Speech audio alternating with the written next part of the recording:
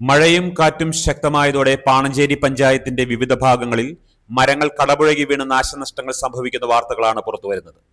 എന്നാൽ മലയോര ഹൈവേയുടെ വശങ്ങളിൽ ഏതു നിമിഷവും റോഡിലേക്ക് വീഴാറായി നിൽക്കുന്ന മരങ്ങളെക്കുറിച്ച് അധികാരികൾക്ക് യാതൊരു ചിന്തയുമില്ല. ഒരപ്പൻപാറ മുതൽ പായ്ക്കണ്ടം വരെയുള്ള മേഖലകളിലാണ് മരങ്ങൾ റോഡിന് മുകളിൽ അപകടകരമായ നിലയിൽ നിൽക്കുന്നത്. ശക്തമായ കാറ്റിൽ നിരവധി മരങ്ങൾ ഒടിഞ്ഞും കടപുഴകിയും വീഴുന്നുമുണ്ട്. 2023 ജൂൺ ജൂലൈ മാസങ്ങളിൽ ഒരപ്പൻപാറയിലും സമീപ സ്ഥലങ്ങളിലും വലിയ മരങ്ങൾ കടപുഴകി വീണ് ഗതാഗതം സ്തംഭിച്ചതോടെ നാട്ടുകാർ പ്രതിഷേധവുമായി രംഗത്തെത്തിയിരുന്നു.